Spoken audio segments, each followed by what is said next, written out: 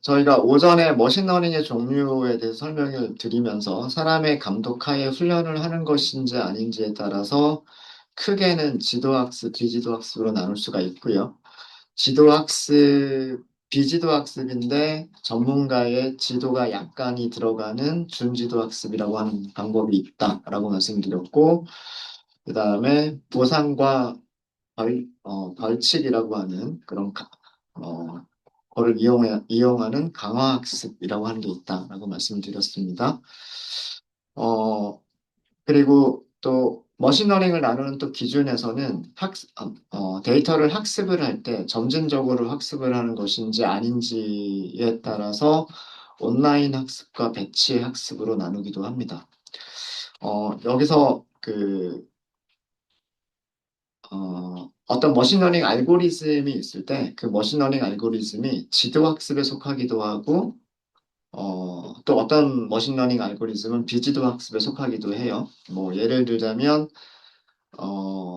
로지스틱 리그레션 같은 경우에는 지도학습이라고 부를 수가 있고요. 그 다음에 뭐 군집화 같은 경우는 비지도학습이라고 부를 수가 있어요. 근데 똑같은 그런 머신러닝 알고리즘이더라도 데이터를 어떻게 학습하는지에 따라서 온라인 학습일 수도 있고 배치 학습일 수도 있습니다. 온라인 학습은 점진적으로 학습을 한다는 뜻이고요. 배치 학습은 한 번에 모든 데이터를 한 번에 학습을 끝낸다라는 그런 의미예요. 그래서 뭐 예를 들어서 뭐 로지스틱 리그레이션 같은 경우에도 지도 학습에 속하지만 온라인으로 점진적으로 학습을 시키는 온라인 학습 방법을 채택할 수도 있고요. 한 번에 학습을 시키는 배치 학습으로 학습을 시킬 수도 있어요.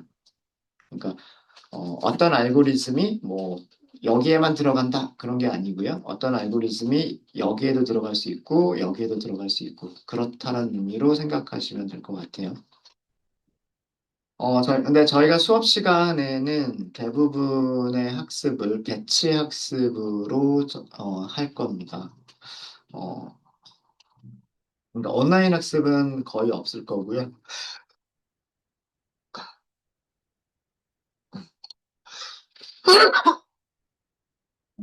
죄송합니다. 주로 저희가 수업 시간에 다루는 거는 데이터를 가지고 와서 데이터를 한 번에 학습을 시키는 배치 학습을 거의 대부분 하게 될 거고요. 딥러닝 같은 경우에는 온라인 학습이 적용이 될 수도 있어요. 그거는 만약에 그런 상황이 발생하면 그때 다시 한번 말씀을 드리겠습니다. 그 다음에 또 머신러닝 알고리즘을 또 분류하는 방법이 사례 기반 학습하고 모델 기반 학습으로 나눌 수가 있는데요. 사례 기반 학습이라고 하는 거는 어, 학습시키는 데이터와 그 다음에 우리가 예측하려고 하는 데이터를 단순히 비교를 해서 예측값을 내놓는 것을 사례 기반 학습이라고 얘기를 하고요. 모델 기반 학습이라고 하는 거는 어떤 수학적인 패턴을 발견해서 수학적인 모델링, 그러니까 공식과 같은 거를 만들어서 예측하는 것을 모델 기반 학습이라고 얘기를 합니다. 주로 지도학습의 여러 가지 알고리즘들이 사례 기반 알고리즘일 수도 있고요. 그다음 모델 기반 머신러닝 알고리즘일 수도 있어요. 가장 대표적인 사례 기반의 머신러닝 알고리즘은 KNN이라고 하는 게 있고요. 그리고 모델 기반의 가장 대표적인 그런 머신러닝 알고리즘이 로지스틱 리그레션과 같은 것들이 있어요. 네. 그래서 이런 것들은 저희가 지도학습을 공부하면서 여러 가지 알고리즘들을 저희가 공부를 할 거예요. 여러 가지 지도학습 알고리즘을 공부하면서 그 알고리즘에 대한 설명을 드리면서 이런 모델은 사례 기반 모델이고 이런 모델은 모델 기반 어, 머신러닝 알고리즘이다. 뭐 이렇게 설명을 드리도록 하겠습니다. 그래서 여러 가지 분류 기준으로 머신러닝을 여러 가지 분류 기준으로 나눌 수 있다. 학습하는 방법에 따라서는 크게는 지도학습, 비지도학습, 음, 사람의 감독이 들어가느냐, 사람의 레이블링이 들어가느냐, 들어가지 않느냐에 따라서 지도학습, 비지도학습, 데이터를 어떤 식으로 학습하느냐, 데이터를 점진적으로 학습하느냐, 아니면은 한꺼번에 학습하느냐에 따라서 온라인 학습, 배치 학습, 그 다음에 사례 기반 학습이냐, 모델 기반 학습이냐, 뭐 이렇게 여러 가지 종류로 나누기도 합니다. 그런 것들은 차차 하나씩 이렇게 할게요. 지도학습인데, 요거는 그 점심시간 직전에 말씀을 드렸던 거예요. 머신러닝 모델이 학습하는 데이터셋이 있어요. 학습하는 데이터셋을 트레이닝 셋이라고 얘기를 하고요. 그 다음에 우리 그걸 가지고서 예측하고 싶은 레이블링이 되지 않는 데이터들을 테스트 셋이라고 얘기를 합니다. 모든 훈련 셋에는 다 전부 다 라벨이 붙어 있어요. 무슨 얘기냐면 뭐 이런 메일은 스팸이 아니다. 이런 메일은 스팸으로 걸러줘야 된다. 라고 모든 모든 데이터들이 레이블을 가지고 있는 경우 이런 것들을 지도학습이라고 얘기를 합니다. 지도학습. 그래서 이런 데이터들을 가지고 있는 상태에서 어떤 새로운 데이터, 스팸인지 아닌지 모르는 그런 이메일이 들어왔을 때 이 이메일을 스팸이냐 아니면 스팸이 아니냐라고 분류하는 분류의 문제가 있을 수가 있고요. 또 하나는 회귀, 리그레이션이라고 부릅니다. 회귀라고 하는 게 있는데 회귀는 숫자를 예측하는 거다라고 생각하시면 돼요. 뭐 집값을 예측한다거나 어, 뭐 주식의 가격을 예측한다거나 그런 숫자를 예측하는 거를 회귀라고 얘기를 하고요. 회귀도 마찬가지예요. 우리가 어떤 훈련 데이터들이 있어요. 이게 머신러닝 모델이 학습하는 데이터들이에요. 학습하는 데이터들이고, 값들이 다 레이블링이 되어져 있어요. 뭐, 이런 좌표는 이런 값을 갖는다. 여기 있는 점은 이런 값을 갖는다. 여기 있는 점은 이런 값을 갖는다라고 알려져 있어요. 이렇게 전부 알려져 있을 때, 뭐, 그렇다면, 뭐 지금 여기서는 표시가 되어져 있지 않지만, 뭐, 예를 들어서 이 점은 어떤 값일까? 뭐, 이렇게 예측하는 거예요. 그러니까 값을 예측하는 거, 연속적인 값을 예측하는 것을 회귀라고 얘기를 하고요. 연속적인 값들을 예측하는 걸 회귀라고 얘기하고, 어, A냐 B냐 아니면 A냐 B냐 C냐 이렇게 어떤 클래스들을 분류하는 것을 클래시피케이션이라고 얘기를 합니다. 이런 단어들은 알아두시는 게 좋을 것 같아요. 분류, 영어로는 classification, 회귀, regulation 이렇게. 그래서 지도학습에는 크게 두 가지가 있어요. 분류와 회귀, 클래시피케이션과 회귀 두 가지가 있습니다.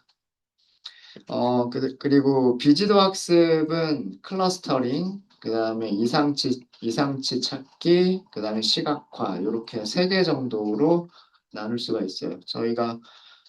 이 중에서 저희가 아마 클러스터링이라고 하는 거를 저희가 수업 시간에 다룰 예정이고요. 시각화는, 저희가 그래프 그려봤잖아요. 그죠? 예, 그런 시각화도 일종의 비지도 학습이 가능하다라고 하는 것, 가능해요. 네. 그래서 요거는 저희가 클러스터링 위주로 비지도 학습은 공부를 하게 될 거고요. 준지도 학습은 오전에도 설명을 드렸지만, 샘플들을 줬을 때, 레이블링이 안 돼 있는 샘플들이에요. 뭐, 예를 들어서, 네모냐, 세모냐, 뭐, 이렇게 우리가 분류를 주지 않고, 그냥 컴퓨터한테 네가 이거를 알아서 군집화 해봐라고 하는 거예요. 근데 그 중에서 일부 데이터들, 뭐 예를 들어서 뭐 여기에 뭐 100개의 데이터가 있고 이쪽에 뭐 100개의 데이터가 있는데 이쪽 100개의 데이터들 중에서 일부만 뭐 삼각형이야 라고 레이블링을 해주고 여기도 일부만 사각형이야 뭐 이런 식으로 레이블링을 해주면 그러면 비지도 학습의 성능이 더 높아진다라고 하는 거예요. 군집화를 할 때 군집화를 해주는 그런 성능이 더 높아질 수 있다라고 하는 겁니다. 그런 게 준지도 학습, 세미 슈퍼바이즈드 러닝이라고 얘기를 하고요. 구글 포토 앱이나 아이폰의 갤러리 앱 같은 경우들이 준지도 학습이 적용이 된 그런 대표적인 어플들입니다. 어플들이고 강화 학습은 가장 대표적인 예가 뭐 알파고 제로 뭐 이런 그 게임 관련된 그런 그 뭐 인공지능들이 있고요. 여기서도 말씀드렸듯이 보상과 보상과 벌칙이라고 하는 거를 적용을 해서 컴퓨터가 몇 번 데이터들을 학습하다 보면 벌칙을 받는 경우도 있고 보상을 받는 경우도 있어요. 그러다 보면 이런 과정을 몇 번 반복하다 보면 컴퓨터는 계속해서 나중에는 보상을 받는 쪽으로만 그, 더 학습을 하게 되는 그런 경향이 생기게 됩니다. 그런 거를 그 강화학습이라고 하는데 저희는 강화학습은 저희 수업 내용의 범위는 아니에요. 이런 게 있다 정도로만 아시면 될 것 같고요. 음, 음. 요거는 그냥 넘어갈게요. 이 뒤쪽 부분은 이 정도로 해서 그냥 넘어가도록 하겠습니다. 그래서 머신러닝에 대한 간단한 소개를 드렸고요. 소개를 드렸고 이런 것들을 저희가 하나씩 여러 가지 머신러닝 모델들이 있어요. 그런 것들을 하나씩 해 나가면서 다시 이런 개념들도 다시 한번 설명을 드리도록 하겠습니다. 네, 자, 그러면 이번 시간과 다음 시간은 넘파이에 대한 얘기를 조금 복습을 좀 할게요. 여러분들이 그 머신러닝을 하실 때, 그리고 특히나 딥러닝을 하시게 되면, 그, 넘파이 배열을 잘 다루실 수 있으셔야 돼요. 머신러닝 알고리즘을 구현하고 있는 라이브러리가 있는데, scikit-learn이라고 하는 거 있고요. 저희가 학습하게 될 겁니다. scikit-learn이라고 하는 게 있고, 그 다음에 딥러닝을 저희가 공부할 때는 케라스와 같은 그런 라이브러리들을 공부하게 될 텐데, 걔네들이 그 학습할 때 학습 데이터들을요, 데이터 프레임을 줘도 되기는 하지만, 데이터 프레임이 아니라 넘파이 배열을 직접 다루는 경우들이 있어요. 특히나 딥러닝은 넘파이 배열을 직접 다룹니다. 어, 그래서 그 넘파이 배열을 조금 더 여러분들이 자세하게 잘 사용하실 수가 있어야 되고요. 그렇기 때문에 저희가 넘파이를 좀 복습을 좀 하고 그리고 제가 넘파이를 할 때 알려드리지 않았던 이제 머신러닝 할 때 조금 더 고급 기능들을 말씀을 드리겠다라고 말씀을 드렸었죠. 그런 내용들을 먼저 좀 정리를 좀 하도록 할게요.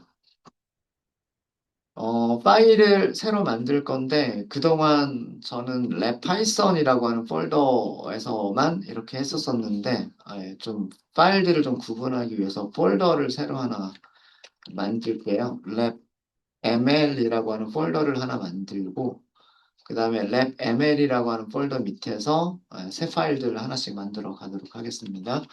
나중에 GitHub도요, 제가 랩 ml이라고 하는 폴더를 만들어서 그 랩 ml 폴더 밑에다가 파일들을 어, 업로드를 해드리도록 할게요.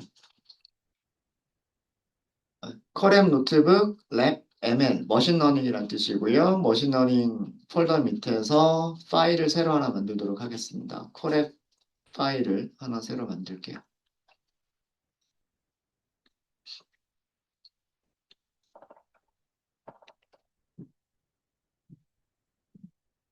여기 파일 이름은 지금부터는 머신러닝이어서 ML이라고 번호를 붙일 거예요. ML 1번 이렇게 붙일 거고요. 우선 넘파이에 대한 내용을 할 거기 때문에 넘파이라고 하도록 하겠습니다. 넘파이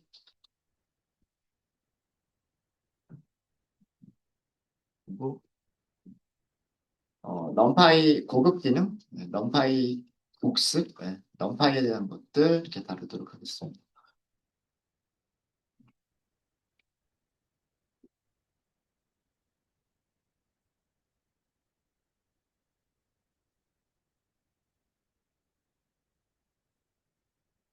연결부터 할까요? 연결부터 해주시고요.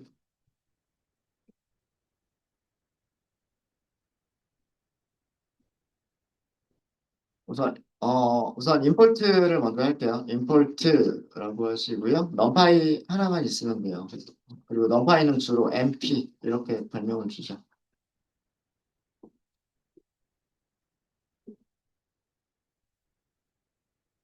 첫 번째 저희가 정리를 할 거는요. 정리를 할 거는 이 넘파이에 ND 어레이라고 하는 게 있어요. 여기서는 다 쓸까요? 넘파이로. 넘파이 ND 어레이라고 하는 클래스의 여러 가지 속성들, 프로퍼티들을 설명을 좀 드리도록 하겠습니다.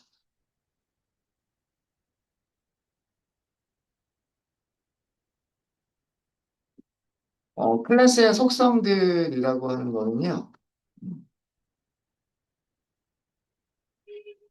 클래스에서 선언이 되어져 있는, 클래스에서 선언되어져 있는 변수들이나 클래스가 가지고 있는 함수, 즉, 클래스의 메서드들을 통틀어서 클래스 속성이라고 얘기를 해요. 그러니까 객체가 가지고 있는 변수들이나 객체가 가지고 있는 함수들을 클래스의 프로퍼티라고 얘기를 합니다. 가장 그런 대표적인 속성 프로퍼티들을 어, 몇 가지를 다시 한번 정리를 해볼게요. 사실 이 부분은 저희가 정리를 했었던 부분이에요. 정리를 했었던 부분이지만 다시 정리를 좀 하도록 할게요. 배열을 하나 만들어 볼까요? 어, numPy 원즈라고 하는 게 있어요. 원즈. 어떤 모양인지 한번 볼게요. 첫 번째 파라미터 이름이 shape이라고 되어 있습니다. 여기를요, 2, 3이라고 적을게요. 자, 이렇게 하시고 그냥 프린트 한번 해볼까요? 프린트.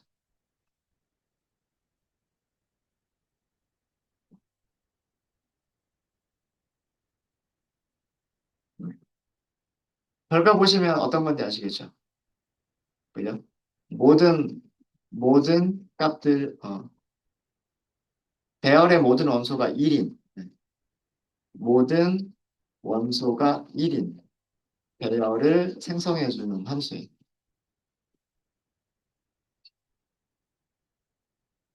별로 어려운 거 없으시죠? 그죠?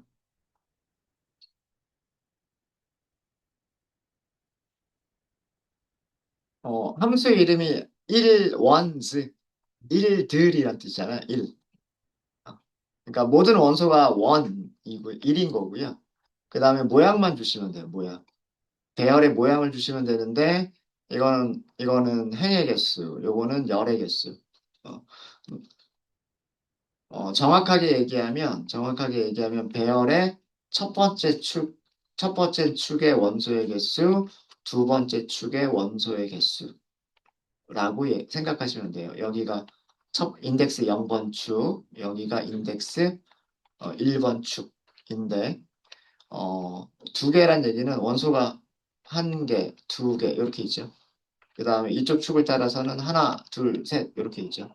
그래서 그 모든 값들이 일로만 만들어져 있는 어떤 우리가 모양만 지정을 하면 모든 값들이 일로만 만들어지는 배열을 만들어주는 그런 함수가 once라고 하는 게 있어요. 뭐 그렇게 뭐 중요한 건 once라고 하는 함수 자체가 중요한 건 아니고요. 이렇게 만들어졌다라고 하는 겁니다. 자, 그러면 우선 array.shape shape라면 그 행의 개수가 몇 개인지, 열의 개수가 몇 개인지를 주죠. 그죠? 어. 그래서 이 shape이라고 하는 shape 속성은요, 메서드가 아니에요. 변수예요, 변수. 메서드가 아닙니다. 변수예요. 그러니까 괄호를 쓰지 않아요. 이렇게 쓰지 않아요. 이렇게 쓰지 않아요. 괄호를 쓰는 건 항상 함수를 부를 때만 괄호를 쓰는 거죠. 그냥 이렇게 쓰는 거는 객체가 가지고 있는 변수이니까 그렇게 쓰는 거죠. 그죠? 배열이라고 하는 객체는 shape이라고 하는 변수를 가지고 있는데 이 shape이라고 하는 변수의 의미는 배열의 각 축, 엑시스, 엑시스, 축을 따라서 있는 원소, 원소 개수, 원소 개수들의 튜플이에요, 튜플.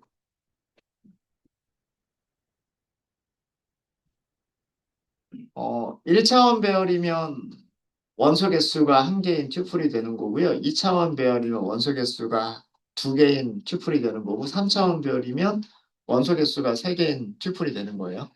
지금은 우리가 2차원 배열로 만들었기 때문에, 2차원 배열로 만들었기 때문에, 이쪽 방향으로 보면 원소가 몇 개가 있냐면 하나, 둘, 이렇게 두 개가 있죠. 그렇죠? 그래서 첫 번째가 원소가 두 개가 있다. 이렇게 보여주는 거고요. 그 다음에 이런 축을 따라서 원소들을 세보면 한 개, 두 개, 세 개, 이렇게 있죠. 한 개, 두 개, 세 개, 그래서 세 개다. 이렇게 되어져 있습니다. 어렵지 않죠? 네. 아무것도 아닌 거, 이 쉐입이라고 하는 게 아무것도 아닌 것 같지만요. 나중에 딥러닝을 하시게 되면 정말 이 쉐입 때문에 에러가 나는 경우가 있거든요. 배열의 모양이 학습을 시켜야 되는 모양과 달라져서 그 에러가 나는 경우가 있어요. 그래서 이 그때 그 에러 메시지를 보면 아 배열의 모양 때문에 생기는 거구나. 그런 배열의 모양을 바꿔줘야 되겠구나. 그런 거를 아마 그런 경우를 만나시게 될 거예요. 그래서 쉐입을 확인하시는 게 굉장히 중요합니다. 중요하고요. 이 쉐입과 좀 구별하셔야 될 게 사이즈라고 하는 속성이에요. 사이즈 속성. 배열에서 이 사이즈라고 하는 속성은요. 배열의 모든 원소의 개수. 배열의 모든 원소 개수예요. 숫자가 몇 개가 들어가 있나요? 숫자가 6개 들어가 있죠. 이쪽으로 2개가 있고, 그죠? 그 다음에 이쪽으로 3개가 있죠. 그래서 전체 원소 개수는 6개잖아요. 그죠? 그래서 여기 6이라고 나오는 겁니다. 그래서 사이즈는 쉐입을 보면 사이즈를 알 수가 있어요. 여기 원소 개수 있잖아요. 원소 개수가 있으니까 이 원소의 개수들을 다 곱하면 돼요. 1차원 배열이든 2차원 배열이든 3차원 배열이든 아니면 임의의 n차원 배열이든 배열의 사이즈는 그 쉐입들을 다 곱하게 되면 배열의 사이즈가 나오게 돼요. 네. 어려운 거 없으시죠? 어려운 거 없으시죠? 그 다음에 ARR.NDIM이라고 하는 게 있어요. NDIM. 2라고 나오죠. 2. 이 NDIM이라고 하는 속성은 차원의 개수예요. Number of dimension 이렇게 생각하시면 됩니다. 배열의 차원 개수. 차원의 개수. 다르게 얘기하면 축의 개수라고 생각하시면 돼요. 축의 개수.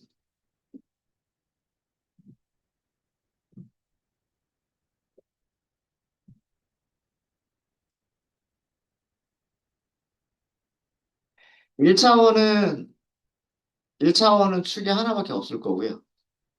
2차원은 축이 2개가 있을 거고요. X축, Y축. 3차원은 축이 3개가 있을 거예요. 4차원은 그림으로 그리기가 좀 힘들죠.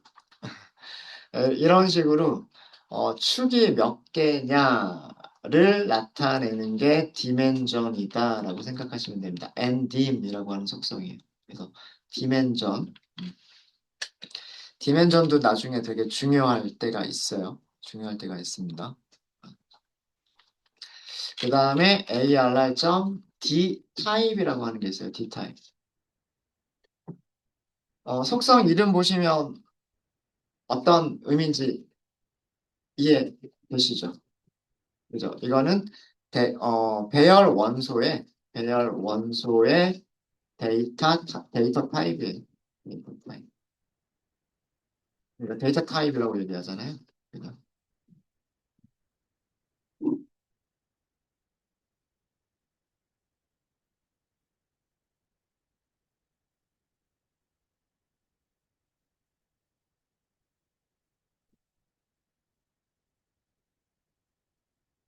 여기 출력된 모습 보세요. 출력된 모습을 보시면은요. 출력된 모습을 보시면 1이라고 출력된 게 아니라 1점이라고 출력이 되어 있죠. 1.0이란 뜻이야. 1.0. 1.0이니까 뭐예요? 플롯이죠. 플롯. 실수 타입이죠. 실수 타입. 음. 그래서 우리가 또 하나 알 수 있는 거는 뭐냐면 원즈라고 하는 이 함수는 모든 원소가 1인 배열이기는 한데 숫자의 기본 타입을 정수가 아니라 실수 타입을 기본 타입으로 하고 있다라는 걸 알 수가 있죠. 알 수가 있고 타입을 바꿔주실 수도 있으세요. 원스라고 하는 함수의 문서를 보면은요, d타입이라고 하는 파라미터가 있어요. d타입이라고 하는 파라미터를 설정하시면 정수 1로만 채워진 배열을 만들 수도 있고요. 실수 1로만 만들어진 배열을 만들 수도 있어요. 그래서 문서를 보시면 뭐 d타입에는 뭐 int라고 쓸 수도 있고 어떤 다른 타입들도 사용할 수가 있는데 기본 타입은 플롯 64비트 실수 타입이 기본 값이다. 이렇게 설명이 되어져 있습니다. 만드실 때 얼마든지 바꾸실 수가 있으세요. 자, 2차원 배열을 가지고 해봤는데요. 우리 이번에는 1차원 배열을 가지고 한번 해볼게요. 1차원 배열을 가지고. 배열을 다시 한번 만들어 보겠습니다. 뭐, 변수 이름이 중요한 건 아니니까 그냥 ARR이라고만 할게요. 넘파이 A 레인지로 만들어 볼까요? 10개? 이렇게 만들어 볼까요? 이번에는 프린트로 출력을 해볼게요. 프린트로 출력하면 조금 다른 게 뭐냐면 그냥 출력했을 때, 변수 이름으로 출력했을 때와 그 다음에 프린트 함수를 이용해서 출력할 때가 모양이 조금 달라요. 그냥 변수 이름만 쓰게 되면 numpy 배열이다라고 하는 걸 알려주기 위해서 array라고 먼저 써줘요. 그런 다음에 배열의 모양대로 원소들을 나열해서 표시를 해줍니다. 줄 맞춰서 표시를 해줘요. 줄 맞춰서 표시를 해주고, 그 다음에 이때에는 안쪽에 원소와 원소들을요, 쉼표로 구분을 해줘요. 여기 보시면 이렇게 쉼표로 구분된 거 보실 수 있으실 거예요. 근데 프린트로 출력하게 되면 우선 array라고 하는 거를 표시를 하지 않습니다.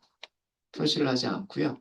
그냥 배열의 원소들만 대괄호 안에 나열을 해주는데 원소와 원소들은 공백으로 구분해서 나열을 해줘요. 자, 위쪽에 있는 것들 하나하나 여기서 프린트를 해보도록 할게요. 아까 shape 어떻게 출력하는지 볼게요. 그럼 어떻게 하시면 되겠어요? arr.shape 사이즈 한번 출력해 볼게요. 사이즈 arr.size ndim 한번 볼게요. 프린트 ndim arr.ndim 이렇게 하시면 돼요. ndim 이렇게 하시면 죄송해요. 지금 다 틀렸어요. 여기 쉼표로 연결해야 되는데 쉼표 여기가 컬러 여기가 쉼표 여기 컬러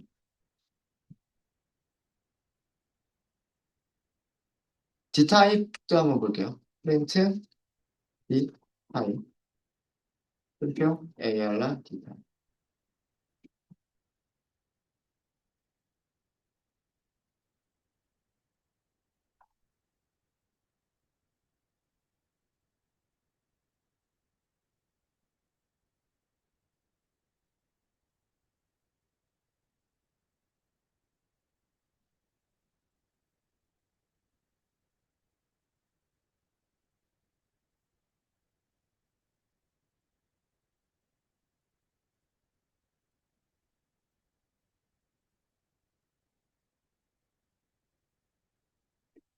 자, 보겠습니다. 배열이 0부터 9까지 0부터 9까지의 숫자들로 이루어진 배열이에요. 인덱스가 한쪽 방향으로밖에 없죠. 그죠? 한쪽 방향으로밖에 없으니까 축이 몇 개밖에 없어요. 축이 하나밖에 없어요. 그래서 엑시스가 0번 엑시스밖에 없어요. 그쵸? 0번 엑시스밖에 없어요. 당연히 디멘전은 당연히 1이에요. 1. 그쵸? 음. 자, 쉐입을 출력한 걸 볼게요. 쉐입. 쉐입이 뭐라 그랬어요? 그 축을 따라서 원소가 몇 개가 있느냐가 쉐입이라고 말씀을 드렸죠. 그죠? 원소 몇 개 있어요? 10개 있잖아요. 튜플이에요. 원소 한 개짜리 튜플이에요. 원소 한 개짜리 튜플. 쉐입을 출력해보면요. 항상 튜플로 출력을 해줍니다. 한 개의, 첫 번째 축에 원소가 10개가 있다. 이렇게 보여주는 거예요. 첫 번째 축에 원소가 10개가 있다. 두 번째 축이 없어요. 그래서 두 번째 원소가 없어요. 아시겠죠? 네. 요거, 원소 한 개짜리 튜플을 출력했을 때 이런 모양으로 출력이 돼요. 이런 모양으로. 그럼 원소 개수는 당연히 10개죠. 10개. 왜 그러냐면, 원소의 개수는 어떻게 계산한다고 그랬어요? 모양이 2 곱하기 3이면, 원소의 개수는 2 곱하기 4 하면서 6개가 나오죠. 그죠? 음. 만약에 모양이 이렇게 돼 있으면 곱할 숫자가 없잖아요. 그러니까 이게 그냥 전체 원소의 개수. 어, 뭐 너무나 당연한 얘기고요. 당연한 얘기고, 디멘전은 하나밖에 없고, 여기서의 데이터 타입은 레인지는 정수들을 이용해서 만들어주는 거기 때문에 int라고 되어져 있습니다. 그리고 여러 가지 int들이 있는데 그 64비트 int가 기본 값이에요. 메모리를 좀 아껴서 사용하고 싶다라고 하시면 뭐 32비트 int나 혹은 16비트 int를 사용하실 수도 있으실 거예요. A range라고 하는 이 함수도 문서를 찾아보시면은요. 문서 찾아보시면 데이터 타입을 지정할 수 있는 방법이 있을 거예요. D타입이라고 하는 그런 파라미터가 아마 있을 겁니다. 1차원까지 어려운 거 없으시죠? 2차원 배열을 먼저 하고 1차원 배열을 나중에 하긴 했는데 어려운 거 없으실 거예요. 혹시 질문 있으십니까? 질문 있으세요? 자, 그러면 이번에는 3차원 배열 만들어 볼게요. 여기는 2차원 배열을 만들어 본 거고요. 2차원, 처음에 만들었던 거는 2차원 배열을 만들었던 거예요. 어, 영어로는 디멘셔널.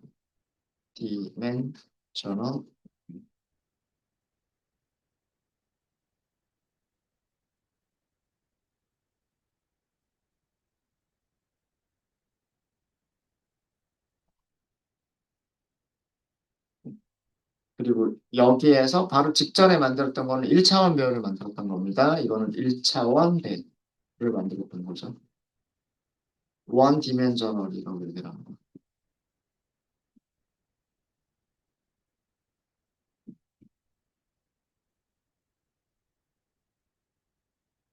이번에는 3차원 배열을 만들어 볼게요.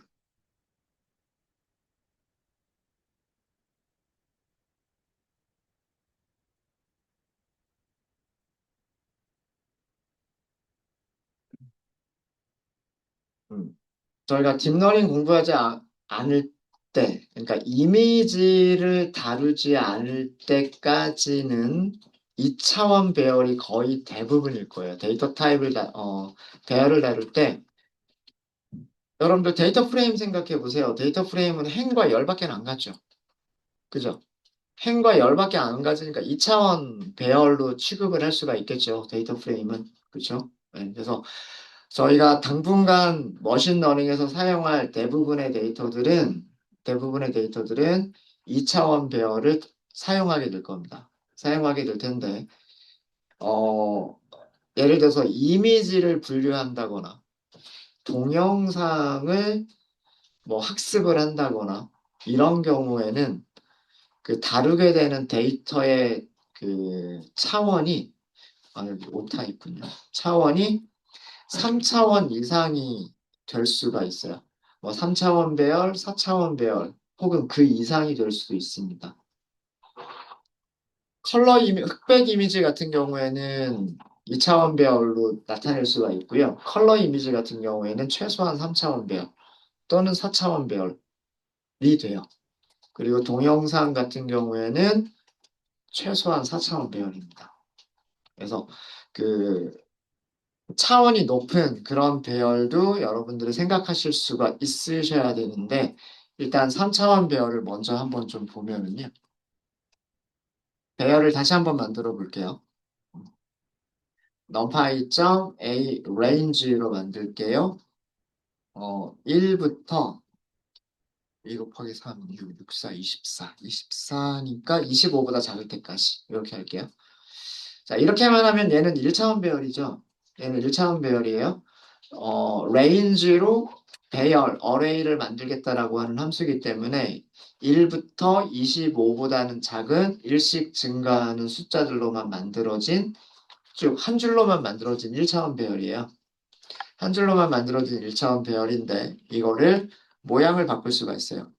reshape이라고 하는 메서드가 있었죠. reshape이 모양을 바꿔주다예요.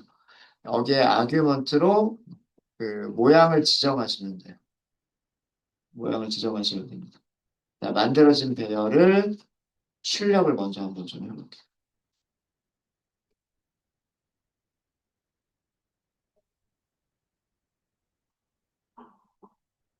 3차원 배열입니다. 이게 3차원 배열이에요. 가로의 개수를 세보세요. 하나, 둘, 세 개가 있죠. 그쵸?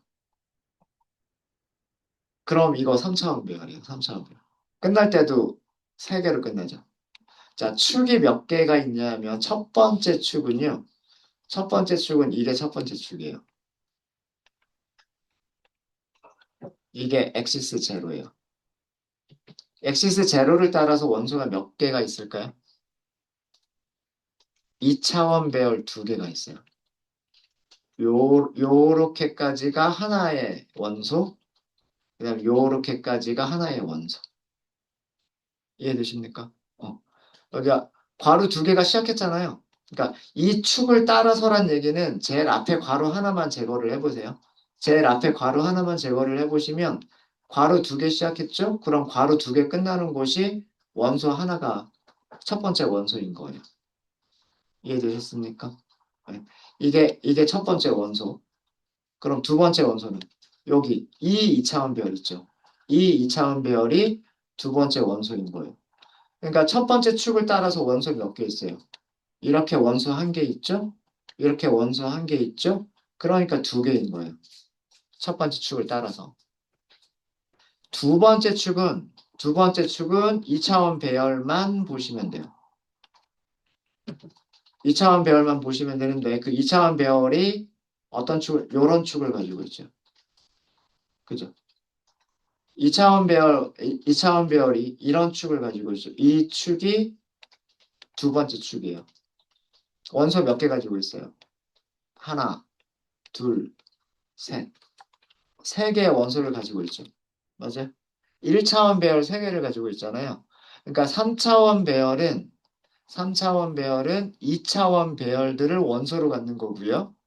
2차원 배열은 1차원 배열들을 원소로 갖는 거고 1차원 배열은 그냥 값들, 숫자들을 원소로 갖는 거예요. 무슨 말인지 아시겠죠? 그러니까 첫 번째 축은 2차원 배열의 개수를 셀 수 있는 방향이 첫 번째 축. 그럼 두 번째 축은 2차원 배열들 안에서 2차원 배열들 안에서 1차원 배열들을 찾을 수 있는 방향. 이 방향이 두 번째 축 방향이에요. 여기가 엑시스 1번. 엑시스 1번. 그리고 세 번째 축은 이제 1차원 배열 안에서 1차원 배열 안에서 각각의 값들을 찾을 수 있는 방향, 각각의 값들을 찾을 수 있는 그 방향이 세 번째 축이에요. 인덱스 2번 축인 겁니다. 이해되셨어요? 그래서 축이 세 개가 있는 거예요. 첫 번째 축, 두 번째 축, 세 번째 축. 인덱스는 0번, 1번, 2번. 엑시스 0번, 엑시스 1번, 엑시스 2번이라고 얘기를 하는 거예요. 이해되셨습니까? 축의 방향들을 자, 그러면 0번 축을 따라서 0번 축을 따라서는 원소가 몇 개 있어요? 원소가 두 개가 있죠. 그죠? 그 다음에 1번 축을 따라서는 원소가 몇 개 있어요? 1번 축을 따라서는 여기도 3개, 여기도 3개가 있죠. 1번 축을 따라서는 원소가 3개가 있어요. 2번 축을 따라서는 몇 개가 있어요? 여기도 4개, 여기도 4개, 여기도 4개. 4개, 4개, 4개. 전부 다 4개, 4개씩 가지고 있죠. 맞아요? 이게 모양인 거예요. 2개, 3개, 4개를 가지고 있다라고 하는 이게 배열의 쉐입인 거예요. 각 축을 따라서 가지고 있는 원소들의 개수. 쉐입이라고 하는 건 각 축을 따라서 있는 원소들의 개수. 이게 쉐입인 거예요. 쉐입.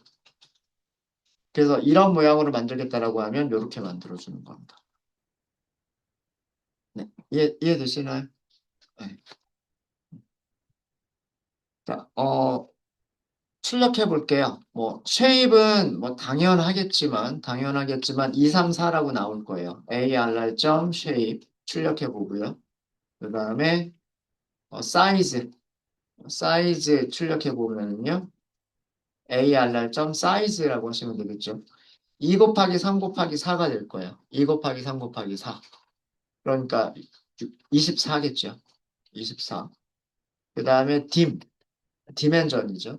디멘전 당연히 3이라고 나올 거예요.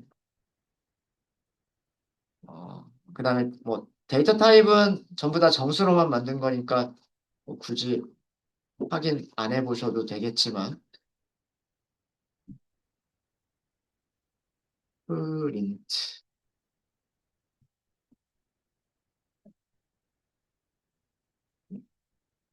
모양, 사이즈, 디멘전, 데이터 타입 별로 어렵지 않으시죠? 어렵지 않으시죠? 개념들 아시겠어요? 아시겠습니까? 어. 항상 쉐입은 항상 튜플로 나옵니다. 어. 사이즈하고 쉐입을 헷갈리시면 안 돼요. 사이즈하고 쉐입을 헷갈리시면 안 되고요. 1차원 배열이 약간 좀 헷갈리는 게 이것 때문에 좀 헷갈려요. 1차원 배열은 축이 하나밖에 없죠. 그러니까 그 축을 따라서 있는 원소의 개수가 배열의 전체 원소의 개수랑 같아요. 음. 근데 쉐입을 하면 숫자가 괄호로 묶여 있고 사이즈를 하면 그냥 숫자만 표현되고 이렇게 되죠. 근데 이거는 숫자 한 개짜리 튜플. 쉐입은 숫자 한 개짜리 튜플. 사이즈는 그냥 정수. 요것 때문에 1차원에서는 요것 때문에 좀 헷갈려 하시는 분들이 계시긴 하지만 어려운 개념은 아니에요. 네. 되셨습니까? 되셨죠? 뭐 요거는 저희가 수업 시간에 다 다뤘던 내용들이에요. 다뤘던 내용들이고 복습을 한번 해본 거고요. 인덱싱에 대한 얘기를 좀 하도록 하겠습니다. 뭐 인덱싱도 사실은 저희가 수업 시간에 다뤘던 내용이기는 해요. 인덱싱이란 인덱스를 사용해서 배열 원소를 참조하는 것을 인덱싱이라고 얘기를 해요. 그러니까 배열의 값을 쉽게 얘기해서 배열이 가지고 있는 원소 그 값을 읽어온다라고 하는 게 인덱싱이에요. 인덱싱. 우리가 1차원 배열, 2차원 배열을 많이 해봤잖아요. 그죠? 1차원 배열, 2차원 배열을 많이 해봤으니까 우리 여기 가장 마지막에 만들어진 3차원 배열을 가지고 한번 해볼까요? 3차원 배열을 가지고 해보면 프린트 AR를 해볼게요. 이게 3차원 배열 모양이에요. 자, 이 3차원 배열에서 ARR 인덱스 0번이라고 해볼게요. 인덱스를 하나만 썼죠. 인덱스를 하나만 썼습니다. 그럼 뭐가 나올까요? 2차원 배열이 나오죠. 그죠? 첫 번째 인덱스만 사용하면은요, 첫 번째 축을 따라서 인덱스 0번, 인덱스 1번, 인덱스 1번에 있는 원소를 읽어주세요라는 뜻이에요. 그러니까 2차원 배열이 나오죠. 행과 열을 가지고 있는 2차원 배열이 나옵니다. 어려운 거 있으세요? 어려운 거 없죠. 네. 그럼 만약에 프린트 ARR 인덱스 0번까지만 하면 2차원 별이라는 거 알았어요? 자, 그 2차원 별에서 다시 한번 인덱스를 써요. 얘는, 얘는 앞으로 그냥 3D 어레이 이렇게 간단하게 줄여서 쓸게요. 3차원 배열. 2차원 배열은 2D 어레이 이렇게 쓰고. 자, 얘는 뭐가 나올까요? 당연히 1차원 배열 나오지 않을까요? 그죠? 1차원 배열이 나오는 게 너무나 당연해요. 그죠? 여기까지가 2차원 배열이었었단 말이에요. 그 2차원 배열에서 첫 번째 원소란 뜻이에요. 이해되십니까? 그러니까 축을 따라 축을 따라서 인덱스 0번, 인덱스 1번, 인덱스 2번 이렇게 있는데 인덱스 1번에 있는 건 요거잖아요, 요거. 그죠? 그래서 1, 2, 3, 4라고 하는 1차원 배열이 되는 거예요. 그러니까 3차원 배열에서 인덱스를 한 개를 사용하면 차원이 하나 줄어가지고 2차원 배열이 되는 거고요. 인덱스 두 개를 사용하면 차원이 두 개가 줄어들어서 1차원 배열이 되는 겁니다. 근데 이거를 똑같은 거를요. 배열에서는 어떻게도 쓸 수 있다고 말씀을 드렸어요. ARR 인덱스 연산자 하나 쓰고 인덱스와 인덱스를 뭘로 구분한다? 쉼표로만 구분하실 수도 있다라고 말씀을 드렸죠. 위쪽과 같이 인덱스를 사용하시는 방법은요. 리스트, 배열에서 다 사용할 수 있는 방법이고요. 아래쪽과 같이 쓰는 방법은 리스트에서는 사용할 수가 없고요.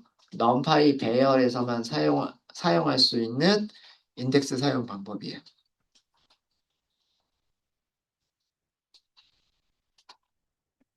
그러니까 리스트는 인덱스와 인덱스들을 항상 대괄호로 구분을 하셔야 돼요. 구분을 하셔야 되는데 배열은 첫 번째 인덱스, 두 번째 인덱스를 각각 그 인덱스 연산자로 구분할 수도 있고요. 아니면 인덱스 연산자를 하나만 써놓고 인덱스와 인덱스 숫자들을 쉼표로만 구분하시는 것도 가능해요. 요거는 넘파이 배열에서만 사용할 수 있어요. 아셨죠? 그리고 이 방법은 리스트와 배열에서 둘 다 사용할 수가 있습니다. 그래서 배열이 이렇게 쓰시면 조금 더 편해요. 자, 그러면 이렇게 하면 어떻게 될까요? 자, ARR까지는 3차원 배열. 그 다음에 첫 번째 인덱스를 쓰면 2차원 배열. 여기서 다시 인덱스를 쓰면 1차원 배열이라는 거 알았죠? 그럼 여기서 인덱스를 다시 한 번 더 쓸 수 있잖아요. 그렇지 않아요? 자, 여기까지가 1차원 배열이었단 말이에요. 그 1차원 배열에서 인덱스 0번 원소를 선택하겠다는 뜻이잖아요. 인덱스 0번 원소는 얘잖아요. 얘. 그죠?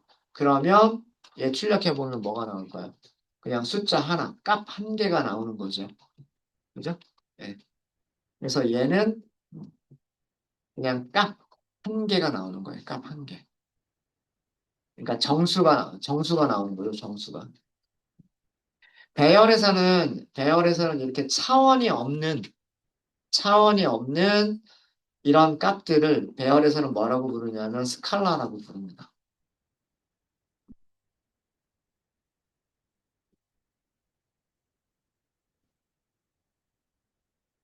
그냥 값 자체, 차원을 가지고 있지 않은 값 하나를 스칼라라고 불러요. 스칼라라고 부릅니다.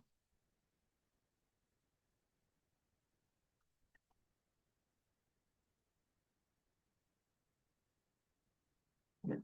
똑같은 결과를 줄 수 있는 게 3차원 배열에서 이렇게 쓰셔도 돼요. 0, 0, 0 이렇게 쓰셔도 돼요. 똑같은 결과를 주죠. 주죠.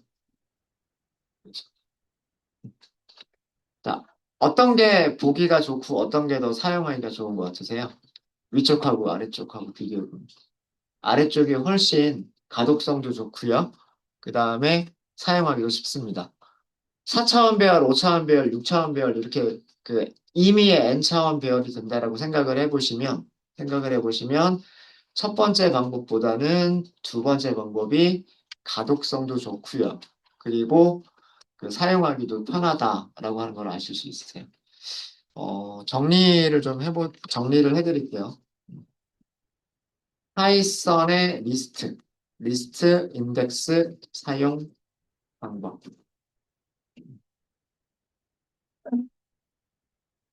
파이썬은 한 가지 방법밖에 없어요. 리스트 이름 주고요.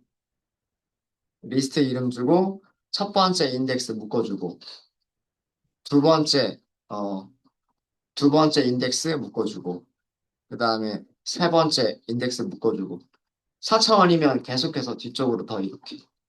이런 식으로 사용하는 방법밖에 없어요. 근데, 넘파이, ND 어레이라고 하는 클래스에서의 인덱스 사용 방법은 두 가지가 다 가능합니다. 두 가, 파이썬의 리스트처럼 I, 그 다음에 J, K 이런 식으로 쓰는 것도 가능하고요. 이렇게 쓰는 것도 가능하고 array 이렇게 써놓고 I, J, K 뭐 더 필요하면 이 안에다가 계속해서 늘려주시면 돼요. 이렇게 쓰시는 것도 가능하다라고 하는 겁니다. 그래서 아마 두 번째 방법이 조금 더 편하실 거예요. 네, 혹시 정리되셨을까요?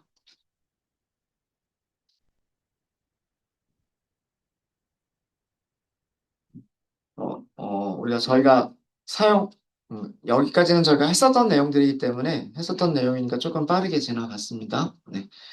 혹시 질문 없으세요? 복습되셨죠? 네. 그 아까 3차원 배열에서 네. 혹시 그 엑시스 1 같은 경우에 네. 이게 차원 엑시스가 두 개 있는 거.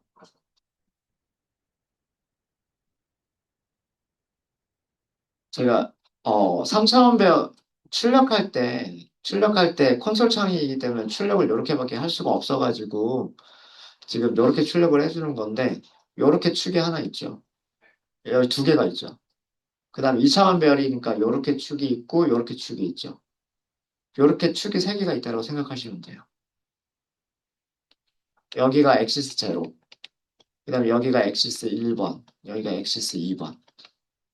지금 질문하신 게, 여기도 축이 있는 거냐? 네, 거기도 있어요. 지금 이런 질문이신 것 같은데, 이거는 출력 때문에 이런 거고요. 자, 우리가 3차원이라고 하는 거를 모양을 생각을 해보면, 아니, 제가 여기서 마우스로만 그리기가 조금 그래서, 어, 여기다가 한번 해볼게요. 1차원은 이렇게 생긴 게 1차원. 그죠? 이게 또 1차원하고 2차원하고 좀 요 안에 값들이 들어가는 게 1차원. 그죠? 네. 2차원은 이렇게 해서 이렇게 행도 있고 열도 있고 이게 2차원. 이게 2차원. 그죠? 그래서 1차원은 이렇게 축이 하나밖에 없는 거고요. 2차원은 이렇게 축이 하나, 이렇게 축이 하나, 이렇게 있는 거예요. 축이 두 개밖에 없어요. 두 개밖에 없고 요거는 되셨죠? 이건 되셨죠? 자, 그럼 3차원. 자, 우리가 3차원은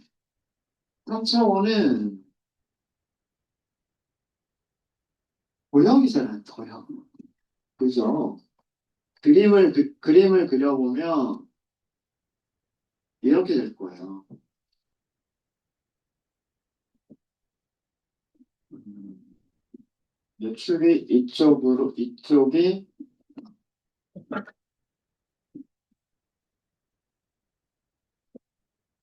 자,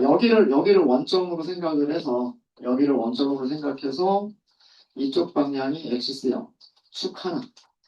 이쪽이 쭉 하나, 그 다음에 이쪽이 쭉 하나, 그 다음에 이쪽이 쭉 하나, 0, 1.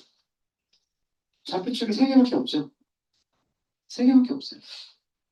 근데 이거 이렇게 그림을 그리지 못하니까 출력할 때는 저렇게 2차원, 2차원, 2차원 이렇게 출력한 것 뿐이고 축은 이렇게 3개예요. 그래서 지금 저 1, 2, 3, 1, 2, 3, 4, 5, 6 저렇게 들어간 게 이쪽으로는 요렇게 2개가 있는 거고 그 다음에 어 이쪽 방향으로 3개가 있었고 이렇게 3개가 있었고 이렇게 3개가 있었고 그 다음에 저쪽으로 4개가 있었죠. 4개가 있었으니까 이런 모양이 있던 거예요. 그러니까 2차원 판때기가 2차원 판때기가 하나, 둘, 셋, 4개가 있었던 거예요. 이쪽으로 2개가 있었고, 이쪽으로 2개가 있었고, 이쪽으로 하나, 둘, 3개가 있었고, 이쪽으로 하나, 둘, 셋, 4개가 있었고, 그럼 요 각각 칸이 하나씩 하나씩 있겠죠. 그 칸의 원소들이 들어가 있었다. 이게 2 곱하기 3 곱하기 4 모양의 그 배열인 거예요. 근데 저렇게 출력할 수가 없잖아요. 저렇게 출력할 수가 없으니까 그 화면에 그려진 게 출력할 때에는 2차원 배열, 2차원 배열 이렇게 출력을 했던 거예요.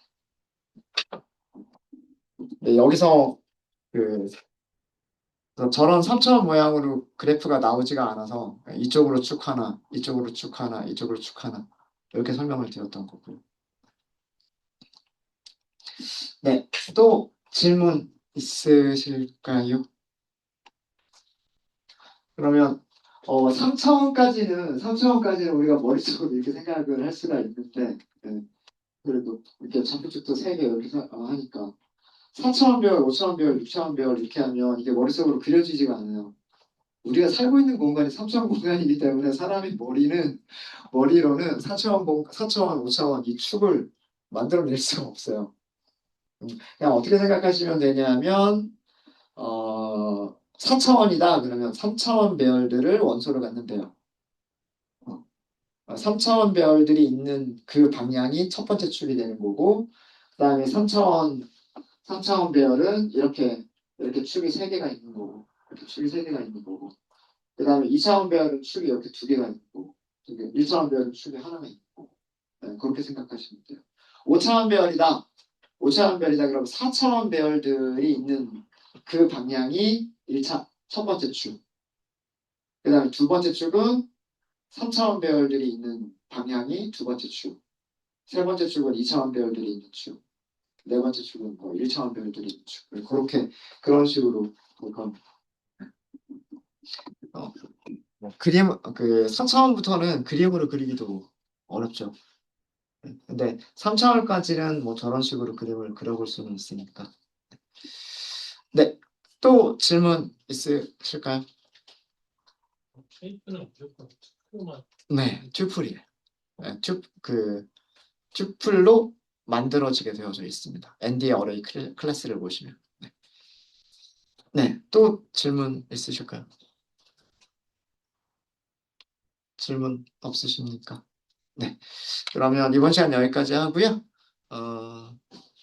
45분에 시작하도록 하겠습니다.